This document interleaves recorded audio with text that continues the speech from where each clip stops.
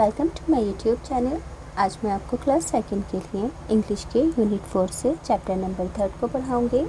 पूरा ही चैप्टर हिंदी और इंग्लिश दोनों ही तरीक़ों से समझाऊँगी। इसके साथ ही सभी क्वेश्चन आंसर हिंदी और इंग्लिश के अंदर लिखने बता दूँगी, ताकि जब आप क्वेश्चन आंसर स्क्रीनशॉट लेकर लिखें तो आपको उनका मीनिंग भी पता रहे। तो बिना टाइम वेस्ट किए पढ़ना स्टार्ट करते हैं। बुक के पेज नंबर 68 पर यूनिट 4 से चैप्टर नंबर 3 है। चैप्टर का नाम है द क्रो। सभी बच्चे जानते हैं कि क्रो कौवे को कहते हैं। Once there once was a crow.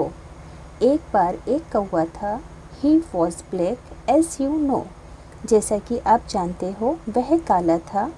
How to be beautiful. Beautiful कैसे बने। He wanted to no.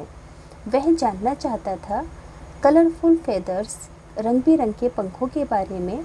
He wanted to grow he wanted to grow वे उनको उगाना चाहता था। कलरफुल पंखों को वो उगाना चाहता था क्योंकि वह काला था। He found one peacock feather. एक बार उसे मोर का पंख मिला। फाउंड यानी कि पाना। ही मीन्स होता है उसे, फेदर कहते हैं पंख को। He stuck it in his tail. उसने उसे अपनी पूंछ के अंदर चिपका लिया। Then he found another. फिर उसे एक दूसरा पंख मिला। He picked up all without fail. बिना असफल हुए उसने सभी पंखों को उठा लिया। पिक्ड अप कहते हैं उठाने को। He stuck them. उसने उन सबको चिपका लिया। इन हिज विंग्स यानी कि अपने पंखों के अंदर। Put one on his head. एक उसने अपने सर के ऊपर रख लिया। I am now beautiful. अब मैं खूबसूरत हूँ। ही डांस एंड सेड। वे नाचा और उसने कहा, मोर के पंखों को लगा कर कि अब मैं खूबसूरत हो गया हूँ। The other crows laugh at him. जो दूसरे कौवे थे उस पर हंसने लगे। Oh what a fool. क्या मूर्ख हो तुम। You are beautiful in black. तुम काले में ही खूबसूरत लगते हो।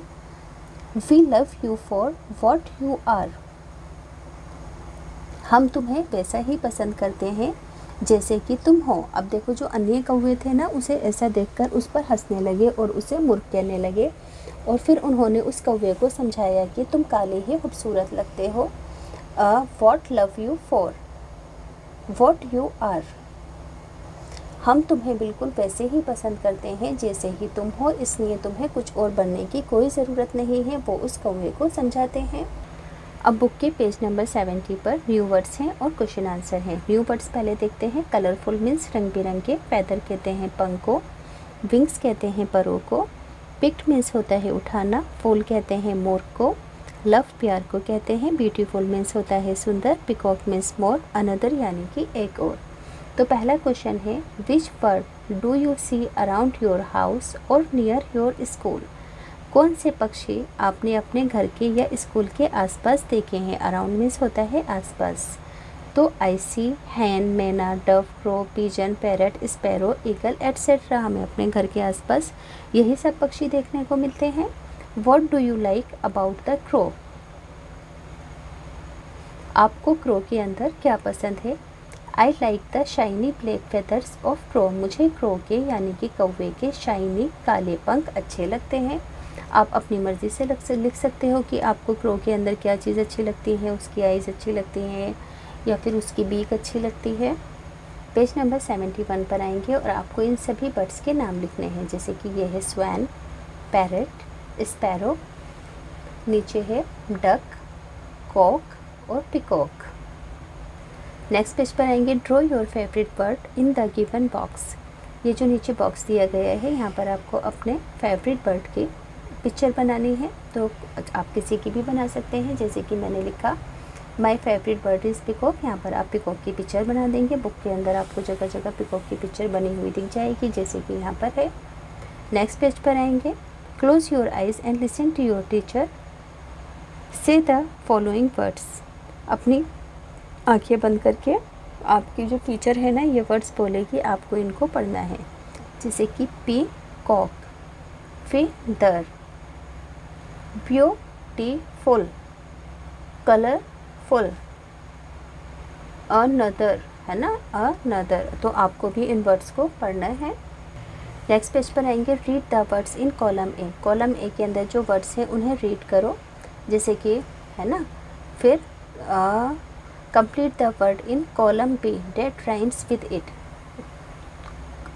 कॉलम बी के अंदर जो वर्ड्स हैं ना वो इनके राइमिंग वर्ड्स हैं, जैसे कि, और राइमिंग वर्ड्स के साथ साथ यहाँ पर एक हिंट दी गई है कि ये वाले जितने भी वर्ड्स हैं ना बर्ड्स के नेम हैं, जैसे कि ग्रो क्रो, कैरेट का पैरेट, पैन का हैन, एरो का स्पैरो, ब्लॉक का पिकॉक।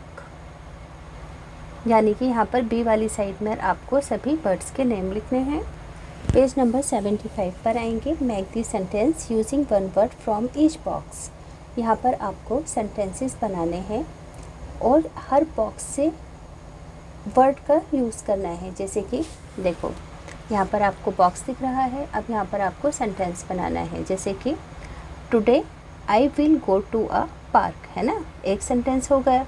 इसी तरीके से टुडे, टुडे के साथ लगाएंगे we will go to a village, है ना।